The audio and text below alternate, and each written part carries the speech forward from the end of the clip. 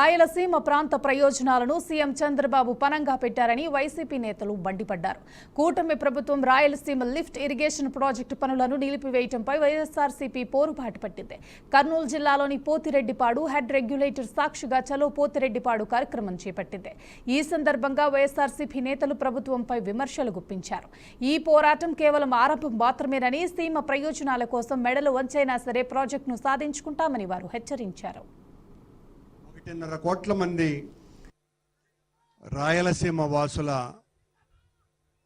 ఆశయ సాధన కోసమని ఏర్పాటు చేసుకున్నటువంటి ఈ సభను ఓ డిఎస్పి స్థాయి అధికారి నిన్నటి వరకు జరపటానికి వీలే లేదు అన్నంత తీవ్ర అభ్యంతరం వ్యక్తం చేసి నిన్న మధ్యాహ్నం అనుమతి ఇచ్చిన తరువాత ఇంత చక్కటి సభ నిర్వహణతో మీరు ఎంతగా నిర్బంధిస్తే అంతగా తిరగబడతాం, మీరెంతగా అణిచివేస్తే అంతగా తిరుగుబాటు చేస్తాం.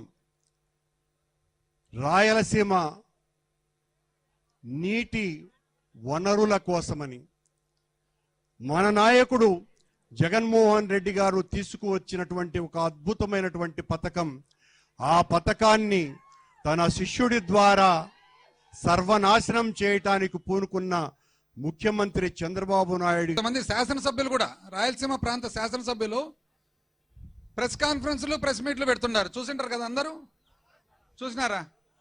చూసిన తర్వాత నాకు కొంతమంది అడిగారు అనమాట, ఏందన్నా ఏందేందో మాట్లాడుతున్నారంటే, ఏం మాట్లాడుతున్నారు అంటే, ఏందో క్యూసెక్కులు అంటారు, టీఎంసీలు అంటారు, ఏంటివి క్యూసెక్కులు అన్నారు.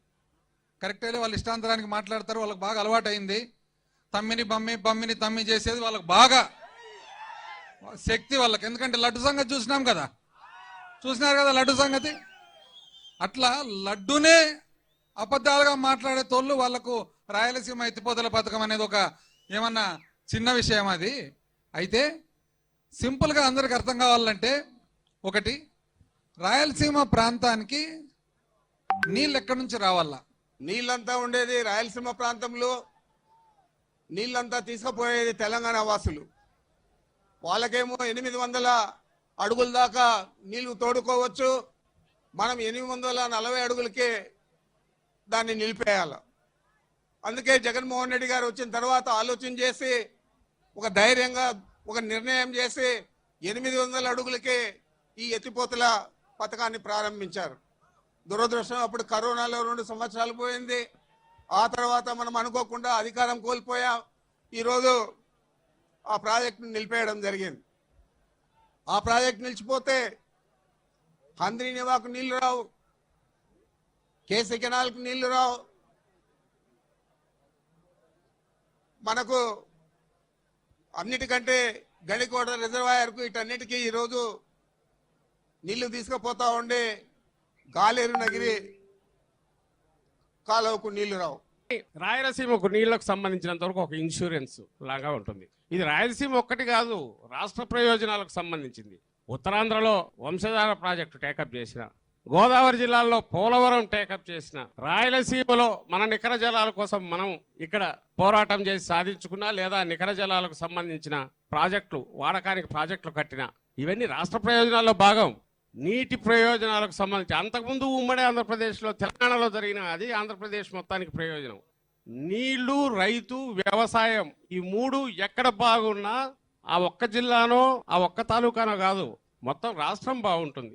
రైతు బాగుంటే దేశం బాగుంటుంది. ఈ ఆలోచన ఉంది కాబట్టే రాజశేఖర రెడ్డి గారు ఆ రోజు తెలంగాణతో కలిసిన ఉమ్మడి ఆంధ్రప్రదేశ్లో కూడా పోతిరెడ్డిపాడును 44,000 క్యూసెక్కులకు పెంచడమే కాదు హెడ్ రెగ్యులేటర్ను, ఇంకో పక్క పులిచింతల బ్యాలెన్సింగ్ రిజర్వాయర్ కట్టారు.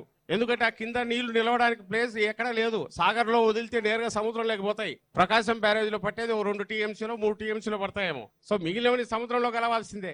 ఆ పులిచింతల ప్రాజెక్ట్ రాజశేఖర రెడ్డి గారు పూర్తి చేస్తే దాన్ని పూర్తి వాడకంలోకి తెచ్చింది ఎవరు తెలుసా? మళ్ళీ 14-19 మధ్య అవకాశం వచ్చిన చంద్రబాబు నాయుడు కాదు, మళ్ళీ జగన్మోహన్ రెడ్డి గారు. ఈ రోజు 40 టీఎంసీలతో పులిచింతల పూర్తి స్థాయిలో ఉందంటే, నిల్వ ఉంచగలిగామంటే, R&R పూర్తి చేసి దాని అవసరాలన్నీ పూర్తి చేసి దానికి అవసరమైన నీళ్లు పూర్తి నింపడానికి కావాల్సిన ఇది తీసుకొచ్చింది జగన్మోహన్ రెడ్డి గారు.